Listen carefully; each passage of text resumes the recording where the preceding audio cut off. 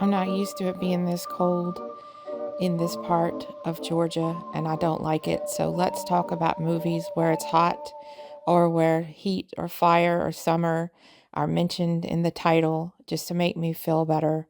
First of all, there's Night of the Big Heat, which was a 60s movie directed by Terrence Fisher and starring Peter Cushing and Christopher Lee.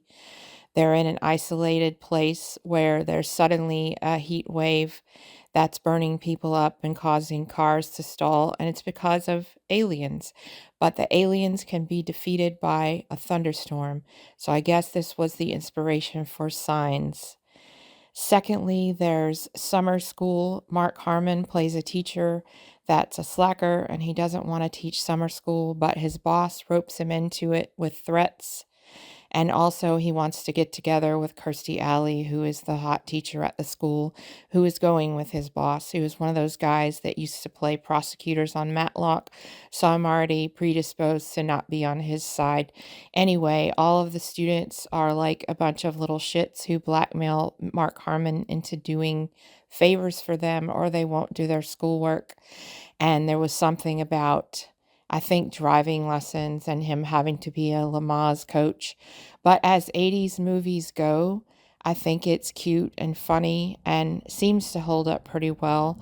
And there were two guys named Chainsaw and Dave who like movies and talked about movies, so I have to be on their side. So, thirdly, there is Body Heat. William Hurt and Kathleen Turner are doing a sexier version of Double Indemnity in the 80s, written by Lawrence Kasdan. So it's pretty clever and pretty sweaty. And I saw it first before I saw Double Indemnity, so I thought it was an original story. And that's sometimes what happens when you don't get around to watching the classics until you've already seen all the movies that rip them off. Now let's see what else is there. Nightmare Beach, also known as Welcome to Spring Break, was either directed or produced by Umberto Lenzi under a different name. And there's a killer at Spring Break in Florida. This is my second favorite of the Italian horror movies that they made in Florida in the 80s. There's a killer running around in a motorcycle helmet who may be a ghost of a guy that just got killed in the electric chair. That's why they had to set it in Florida, because the electric chair. And the cop that's trying to stop him is John Saxon, but he also might be a bad guy. And there's an obnoxious Gators fan, which I like to see because I'm a Bulldogs fan, but not really. I just don't like the Gators. So, how many is that? There's a movie I actually do like where they're hot. It's called Desert Hearts. It's set in the 50s. It's about a professor from Columbia whose marriage broke up and she's not quite sure why, and it's because she doesn't realize that she likes women.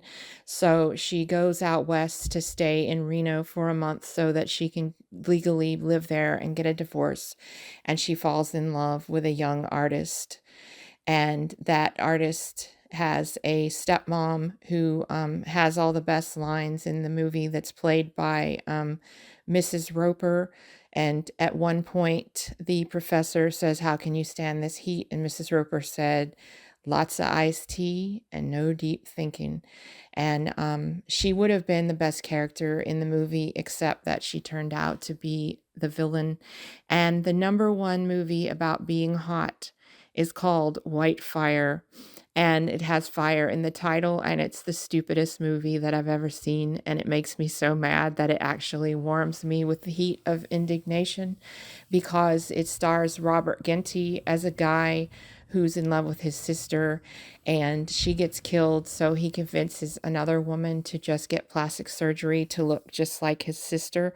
And it's amazing that they found two actresses, one of whom was willing to die for the sake of being filmed, and the other one who was willing to actually go and get plastic surgery in order to play the first one at the end of the movie. Somebody really thought that this movie was going to do something, because they even have a song about the movie with the lyrics that go like "white fire, white fire."